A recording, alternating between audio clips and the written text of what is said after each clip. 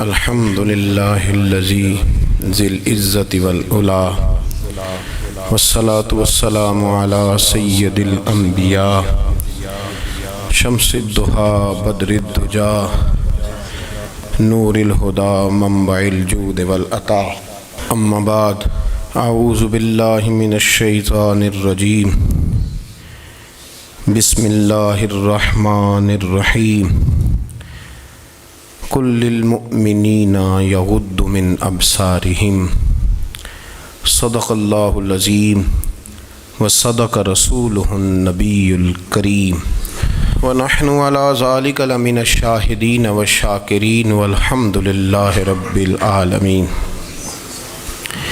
ان اللہ وملائکتہ یصلون علی النبی یا ایہا الذین آمنوا صلوا علیہ وسلموا تسلیما الصلاة والسلام علیک یا سیدی یا رسول اللہ وعلی آلک واصحابک یا سیدی یا حبیب اللہ۔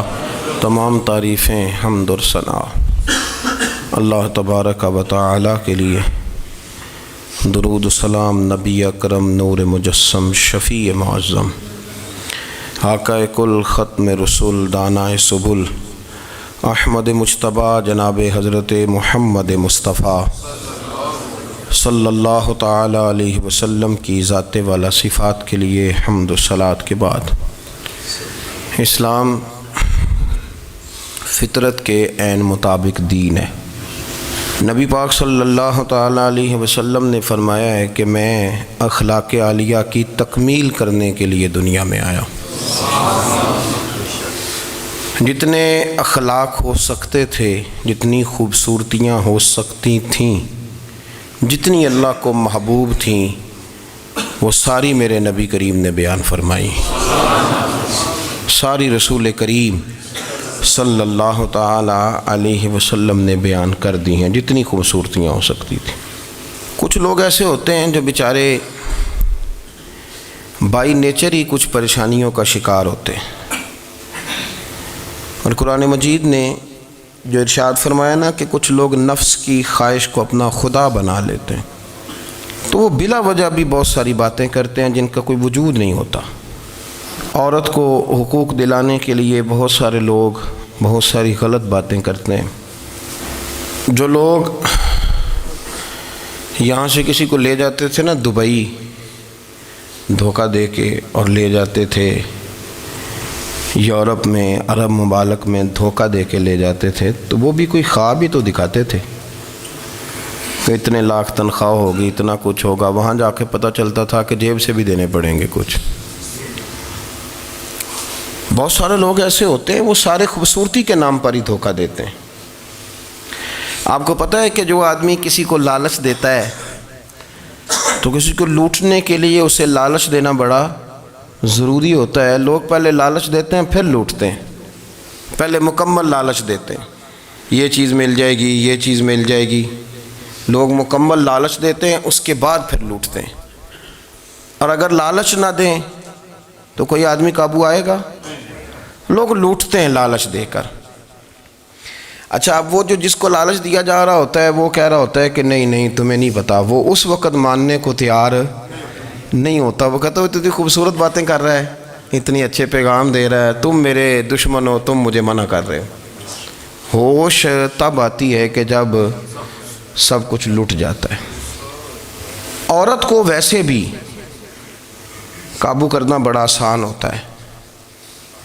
اعلیٰ حضرت بریلوی رحمۃ اللہ علیہ فرماتے ہیں بیٹیاں نازک شیشیاں ہوتی ہیں، ان کو تو ذرا سی چوٹ لگے تو ٹوٹ جاتی ہیں۔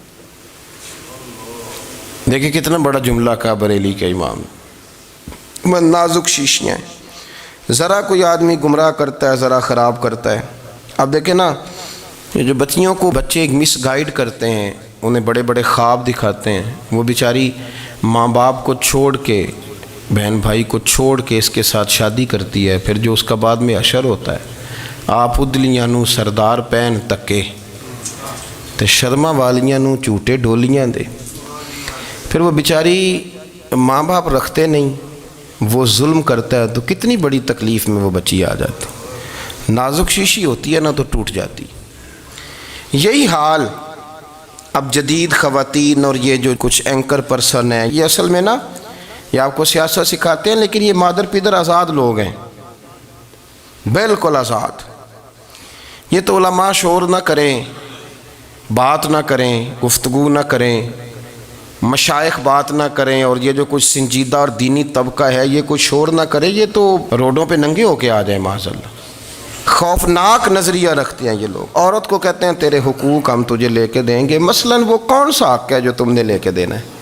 میرے نبی کریم صلی اللہ علیہ وسلم اس کو بیٹی بھی بنایا ہے، اس کو بہن بھی بنایا ہے، اس کو ماں بھی بنایا ہے، اسے بیوی کا عالی شان رتبہ بھی عطا فرمایا ہے. اور چونکہ بیٹی کا بھی حق بڑا بیان کیا جاتا ہے، بہن کا بھی، ماں کا بھی. اور بیوی کے معاملے میں لوگ سمجھتے ہیں کہ زیادہ بات نہیں کرنی چاہیے، شاید مسئلہ خراب ہو جائے. حالانکہ نبی پاک صلی اللہ تعالیٰ علیہ وسلم نے بیوی کے بارے میں پتہ کیا فرمایا؟ فرمایا جب تم نکاح کر لیتے ہو تو اپنا ایمان محفوظ کر لیتے ہو. اب میں اس کی شرح نہیں کرتا، اب خود کر لیجئے گا کہ وہ ایک ایسی شخصیت ہوتی ہے کہ جس کی موجودگی میں آپ کا ایمان محفوظ ہے.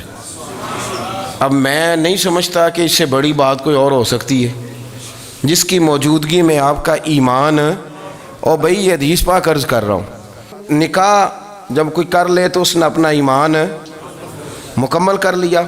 اس کا معنی یہ ہوا کہ آپ کا ایمان محفوظ ہے اس کی موجودگی میں. تو اس سے زیادہ بھی، یعنی ایمان سب سے قیمتی چیز ہے نا، تو اس کے محفوظ ہونے کی وجہ حضور نے نکاح بیان کر دی. تو اب میرا خیال ہے بیوی اگر کوئی اس سے بڑا حقوق مانگے گی تو بیوقوفی کرے گی. اتنا بڑا درجہ نبی کریم نے اسے عطا کر دیا، اتنا بڑا مقام دے دیا کہ تو خاوند کے ایمان کے محفوظ ہونے کا ذریعہ بن گئی ہے.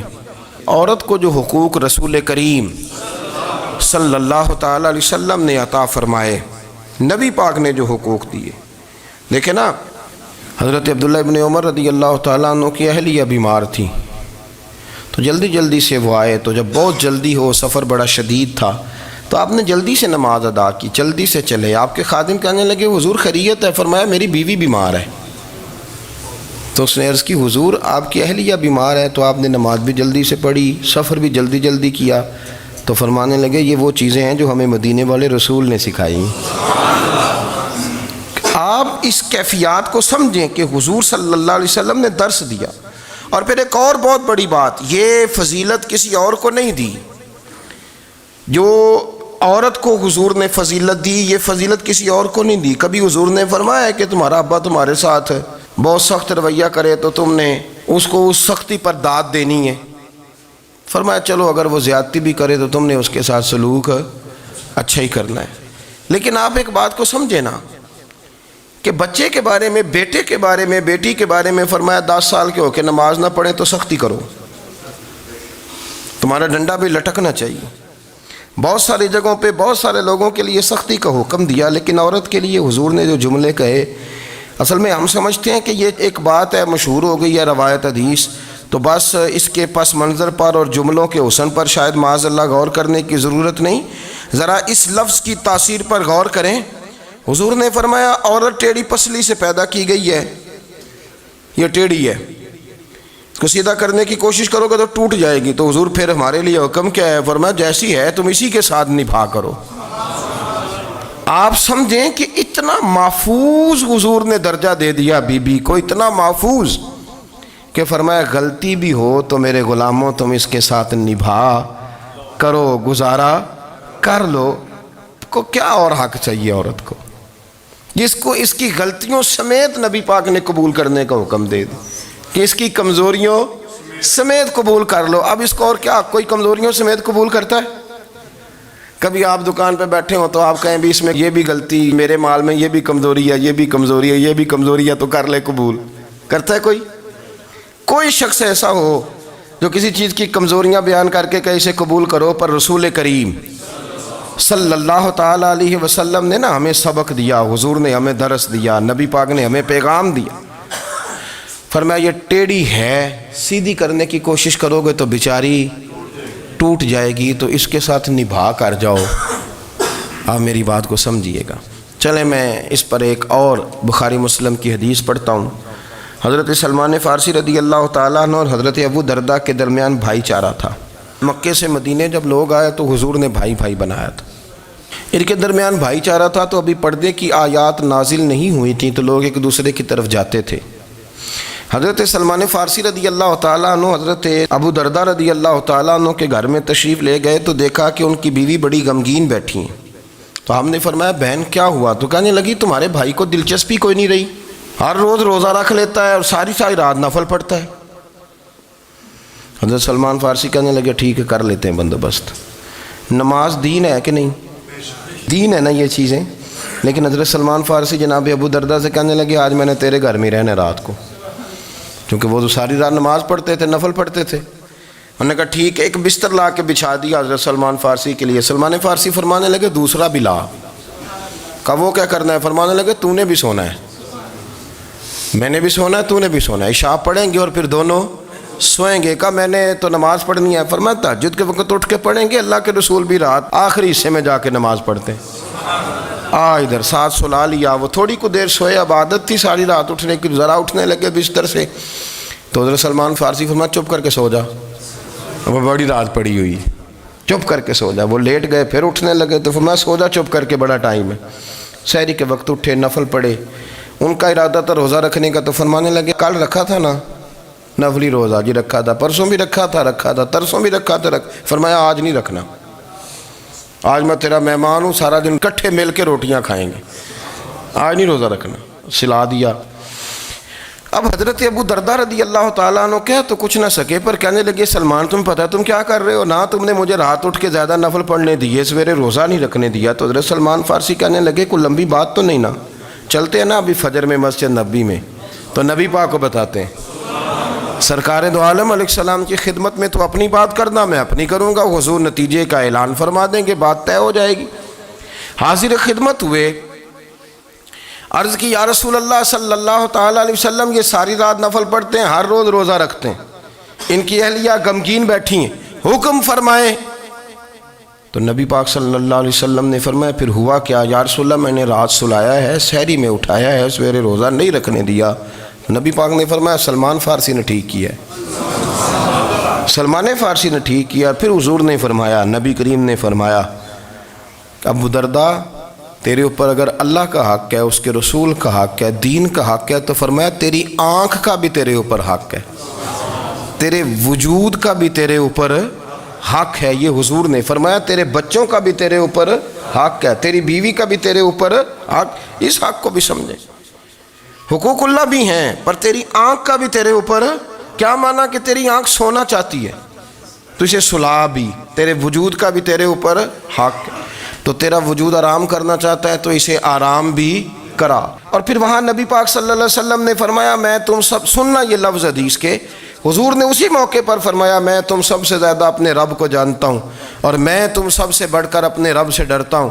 حضور فرمانے لگے میں روزہ بھی رکھتا ہوں، افطار بھی کرتا ہوں، یعنی کبھی رکھتا ہوں اور کبھی نہیں رکھتا۔ فرمایا میں نفل بھی پڑھتا ہوں اور اپنی بیویوں کو وقت بھی دیتا ہوں۔ سرکار مسجد میں بھی آتے تھے، نواسوں کے ساتھ کھیلا بھی کرتے تھے، ان کے ساتھ پیار بھی کرتے تھے۔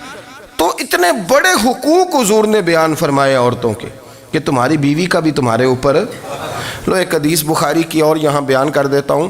ایک شخص نے آ کے عرض کی یا رسول اللہ صلی اللہ تعالیٰ علیہ وسلم جہاد کے لیے تیاری ہو گئی ہے، صفیں بن رہی ہیں، مجاہدین کی تیاری ہے، تو میرا بھی نام لکھ دیا گیا ہے مجاہدوں کی لسٹ میں، لیکن یا رسول اللہ صلی اللہ تعالیٰ علیہ وسلم میری بیوی نے حج کی تیاری کر لی ہے اور میرے دوستوں نے، صحابہ نے میرا نام مجاہدین کی لسٹ میں لکھ دیا، تو میرے لیے کیا حکم ہے؟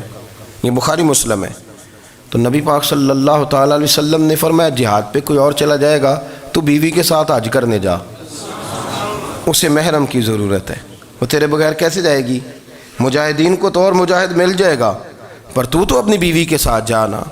نبی پاک صلی اللہ علیہ وسلم نے مرد کو محافظ بنایا ہے، عورت کو مرد کا قیدی نہیں بنایا، بلکہ عورت کو حفاظت عطا کی اور مرد کو اس کا محافظ بنایا۔ اب بچیاں آزاد ہونا چاہتی ہیں، اور آزادی بھی وہ والی کہ جو بنیادی طور پر آزادی نہیں، فحاشی ہے۔ میں نے بہت پہلے کہا ہے کہ اسلام بیٹیوں کو قیمتی سمجھتا ہے، جس بندے کے پاس 20 تولے سونا ہو وہ چوک میں لے کے نہیں آتا، وہ قیمتی چیز ہے، اس نے چھپا کے رکھی ہوتی ہے۔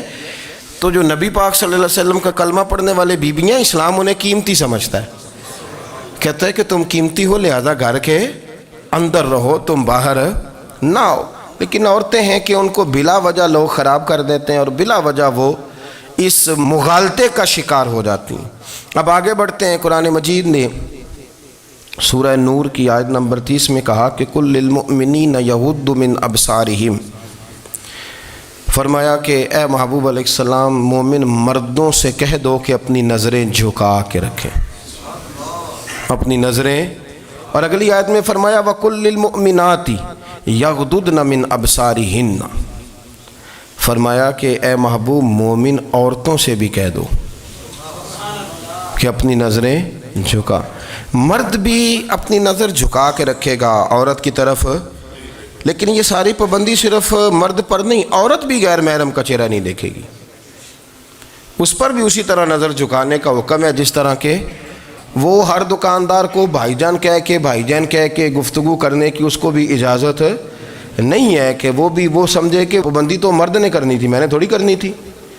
وہ جس کے پاس جائے، جہاں بھی جائے، ڈاکٹر کے پاس جائے، باہر جائے، تو وہ جس طرح مرضی اس کا دل چاہے وہ بات چیت کرے، اس کی عورت کو بھی اجازت اسلام نہیں دیتا۔ بنیادی طور پہ اسلام شرم و حیا کا دین ہے، حیا کی بات کرتا ہے۔ حیا کی جب ہم تعریف کرتے ہیں تو حیا کی تعریف یہ ہے کہ کوئی کبھی چیز دیکھ کے نہ تو آپ کی طبیعت میں کراہت محسوس ہو، آپ کوئی غلط جملہ منہ سے نکالتے ہوئے ذرا جھجکیں، آپ کوئی غلط بات کرتے ہوئے تھوڑا بوجھ محسوس کریں۔ ہمارے ہاں تیزی سے فروغ پایا ہے بے حیائی نے، سنگیوں کی محفلیں، یاروں کی محفلیں، اس میں غلیظ گفتگو ہوتی ہے، الا ماشاء اللہ۔ جن دوستوں کو بڑی پاک صاف گفتگو کرنی چاہیے، دوستی کا رشتہ بڑا مقدس رشتہ ہے، جو یہاں ایک دوسرے سے پیار کریں گے جنت میں بھی اکٹھے داخل کیے جائیں گے۔ شرط یہ ہے کہ پیار اللہ رسول کی رضا کے لیے ہو، لیکن اس کے اندر اگر آپ کی گفتگو کچی ہو، کمزور ہو، فحاشی والی ہو، عریانی والی ہو، وہ ہمارے ہاں تو اب اس کو لوگ فیشن سمجھتے ہیں، اس کو مردانگی کی علامت سمجھتے ہیں کہ وہ جی ساری باتیں جی وہاں ہو گئیں، اور جس کا جو جی چاہا اس نے کہا۔ آپ جب حیا کے دائرے میں ہوتے ہیں تو آپ خود بھی سکون محسوس کرتے ہیں۔ دیکھیں نا، آپ کو نیند سکون سے کہاں آتی ہے؟ جہاں کمرہ بند ہو، چاروں جانب دیوار ہے، اوپر چھت ہے، خالی دروازہ بھی کھلا ہوا ہونا تو جب بندہ سکون لینا چاہتا ہے تو کہتا ہے یار ذرا دروازہ ذرا بند کر دو۔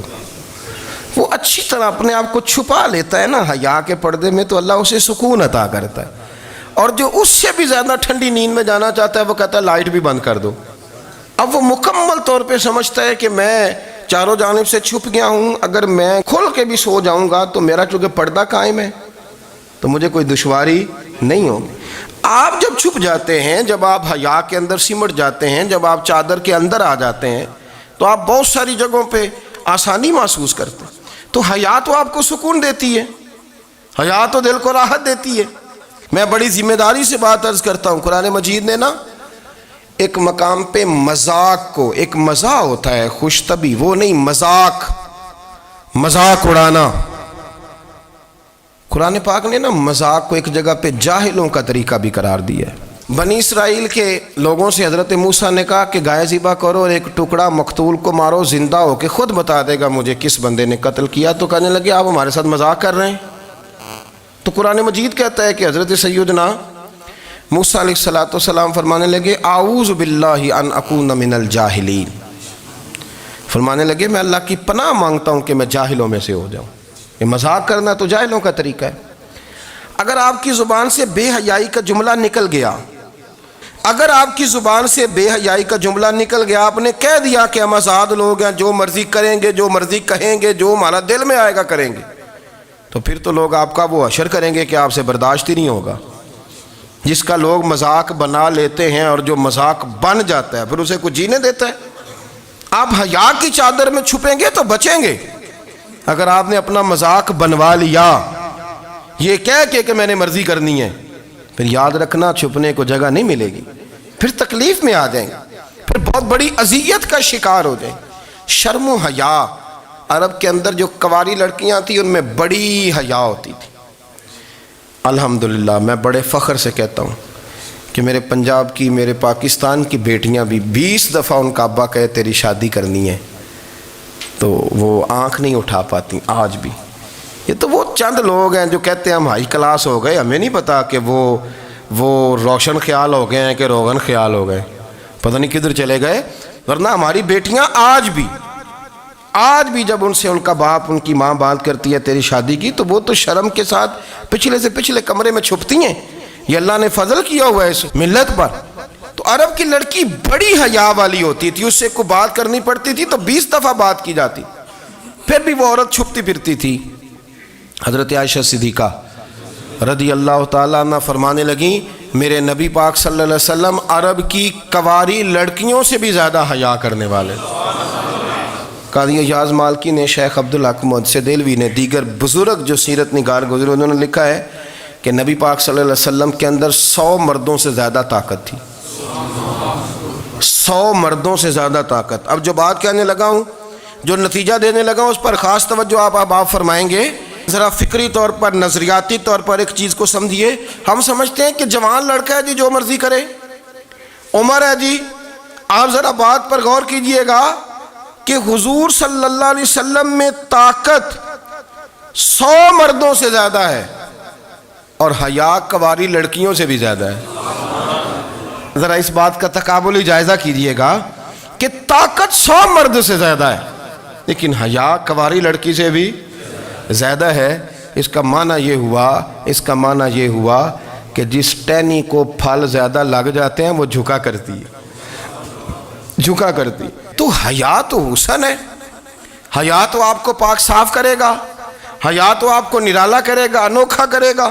وہ ہمارے ایک دانشور ہے، تو مضمون لکھا، کئی باتیں بڑی پسند آتی ہیں۔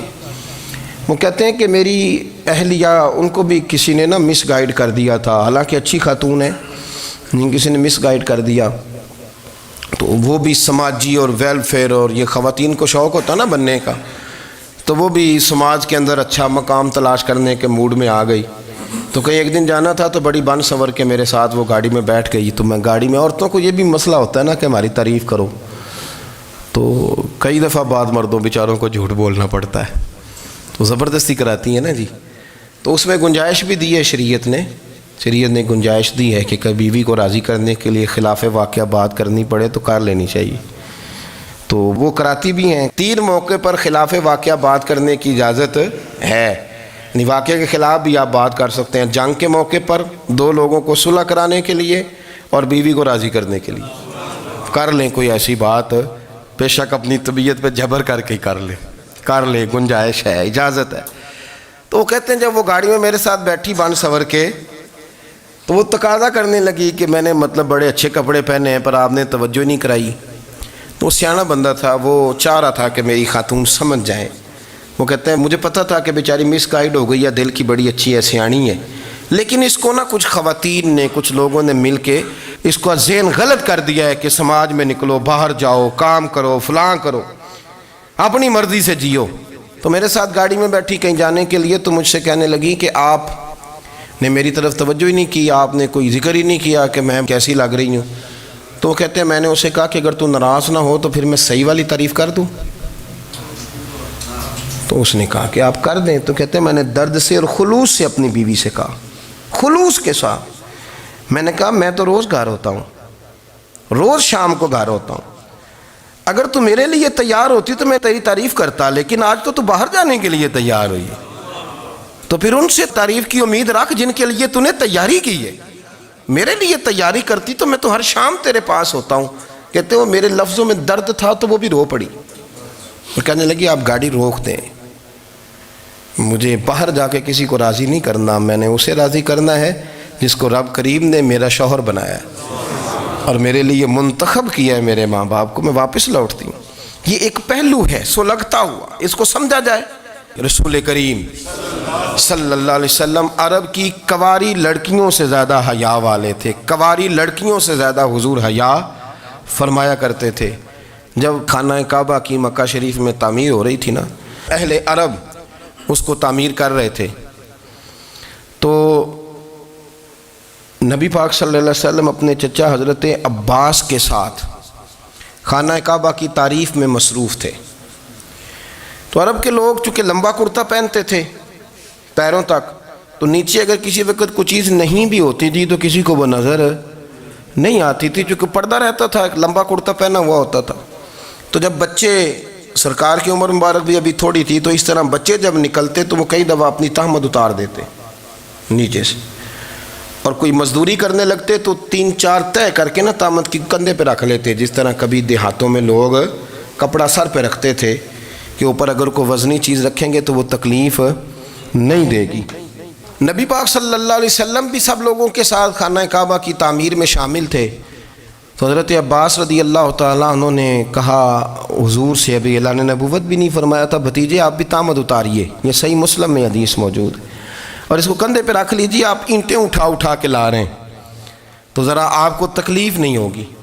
تو سرکار دو عالم صلی اللہ علیہ وسلم سے یہ بات کہی، اور پھر جلدی سے حضور کی تہمد کو نکال کے نا، حالانکہ لمبا کرتا پہنا ہوا ہے، تو وہ جیسے ہی ان کے کندھے پہ رکھا اینٹیں رکھنے کے لیے، تو سرکار تو زمین پہ گر گئے، بے ہوش ہو گئے، آنکھیں آسمان کی طرف، اور پھر حضور پکار رہے ہیں آزاری آزاری آزاری، میرا تہمد دے دو، میرا تہمد دے دو۔ کبھی کوئی شخص اس وجہ سے بھی بے ہوش ہوا ہے کہ میرے وجود سے کپڑا اتر گیا ہے؟ حالانکہ سرکار پر وہ بے ہوشی بھی نبی پاک کا وہ جو غلبہ ہے نا شرم و حیا کا، اس کی وجہ سے ہوئی، ورنہ تو حضور فرماتے ہیں کہ میری آنکھیں سو جاتی ہیں، دل تو میرا اس عالم میں بھی جاگتا رہتا ہے۔ تو سرکار زمین پہ تشریف لے آئے، آنکھیں میرا تہمد دے دو، میرا تہمد دے دو، تو جلدی سے انہوں نے تہمد دیا، تو حضور نے باندھ لیا۔ پھر طبیعت مبارک میں تسلی ہوئی، یعنی ہم اس رسول کے غلام ہیں کہ جن کے تو وجود سے کپڑا اتر جائے تو حضور برداشت نہیں کرتے، قبول نہیں فرماتے، تکلیف شروع ہو جاتی۔ لیکن یہاں نوجوان ہیں اور بڑا قد کاٹ ہے اور بڑے بڑے سمجھدار لوگ ہیں، گرمی آتی ہیں تو شارٹ کپڑے پہن کے گھومتے ہیں، ان کو خیال نہیں کہ یہ وہ والا لباس ہے جو باہر تو کیا گھر میں اماں کے سامنے نہیں پہننا چاہیے، بہنوں اور بیٹیوں کے سامنے نہیں پہننا چاہیے۔ آپ کی گفتگو میں شرم و حیا ہو، آپ کے لب و لہجے کے اندر حسن ہو۔ آپ کو پتہ ہے نبی پاک صلی اللہ علیہ وسلم نے فرمایا میری امت میں سب سے زیادہ حیا کرنے والے عثمان غنی ہیں، عثمان غنی سب سے زیادہ حیا کرنے والے۔ آپ فرمایا کرتے تھے جب سے حضور کا چہرہ دیکھا ہے میں نے کبھی اپنی شرمگاہ بھی نہیں دیکھی، میں نے آنکھوں کا وضو نہیں توڑا، اور جب سے حضور کے دست مبارک میں نے بیعت کے لیے سیدھا ہاتھ بڑھایا تو پھر سیدھا ہاتھ میں نے کبھی گندگی کو نہیں لگایا۔ حیات، آپ باتھ روم کے اندر بھی غسل فرماتے تھے تو کپڑوں سمیت کرتے تھے۔ کسی نے کہا حضرت جی واش روم کے اندر کیوں نہیں کپڑے اتارتے؟ آپ فرمانے لگے باہر بندوں سے حیا کرتا ہوں، اندر جاتا ہوں تو رب سے حیا آنی شروع ہو جاتی، وہ تو دیکھ رہا ہے نا۔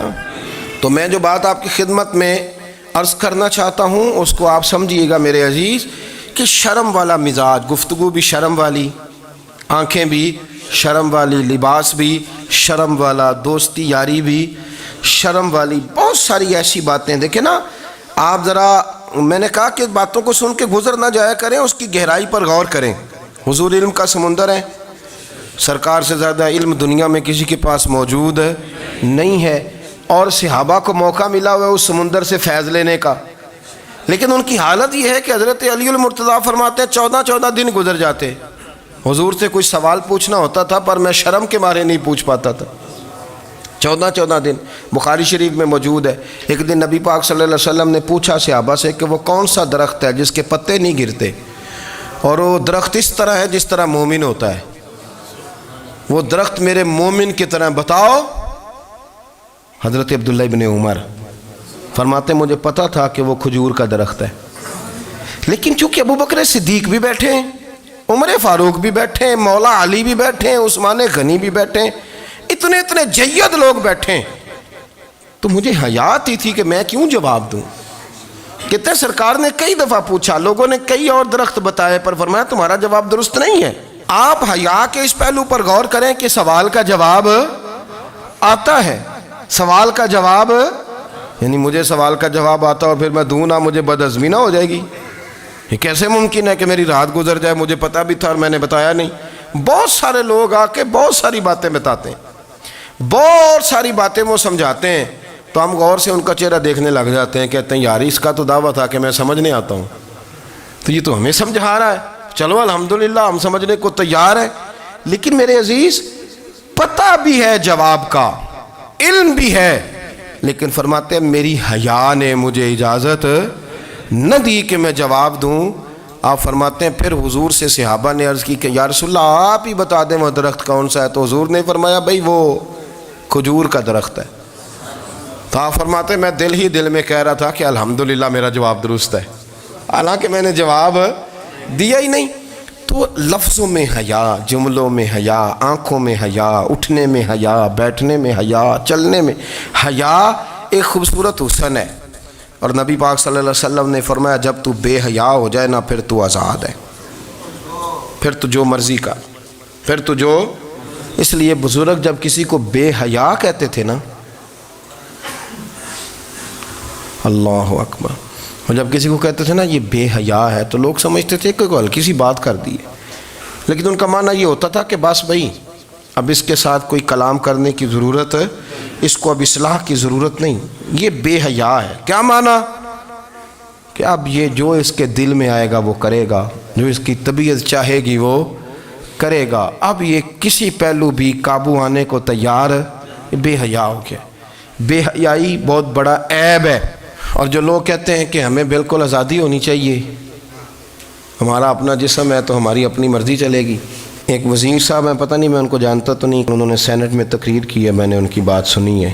اس نے کہا نہیں نہیں بھائی، جسم رب کا ہے تو مرضی بھی تو رب کریم کی چلے گی، اور مرضی بھی یہ مرضی بھی اللہ کی۔ یہ مجھے تھوڑا سا مسئلہ ہے جسم پر، کبھی کبھی مجھے کثرت سفر سے الرجی ہو جاتی ہے۔ میرے ساتھ لوگ نا دل سے پیار کرتے ہیں، شاید ہی کوئی اچھا ڈاکٹر ہو جس تک میرے سنگی مجھے لے کے نہ گئے ہوں، پر جسم اللہ کا ہے نا، مرضی بھی جب وہ چاہے گا صحت دے گا۔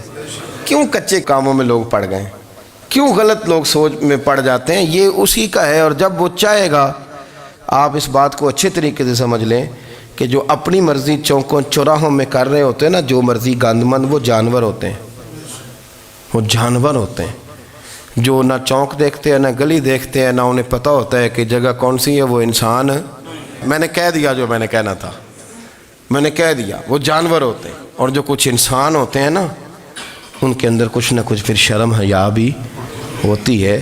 وہ چوکوں چوراہوں میں وہ حرکتیں اور وہ کام نہیں کرتے جو جانور کرتے ہیں۔ ان کے لیے بڑے پردے ہوتے ہیں، ان کے لیے بڑی باتیں ہوتی ہے، ان کے لیے بڑا کچھ ہوتا ہے۔ جو بالکل آزاد ہو جائے، کوئی پتہ نہ ہو کس وقت کیا کہنا ہے کیا کرنا ہے، تو پھر وہ دائرہ انسانیت سے خارج ہو جاتا ہے۔ ہم آپ کو کیا دعوت دیں؟ آپ تو وہ باتیں کر رہے ہیں جو اسلام کا انسانیت کے حق میں بھی ٹھیک نہیں، آپ تو وہ والی باتیں کر رہے ہیں۔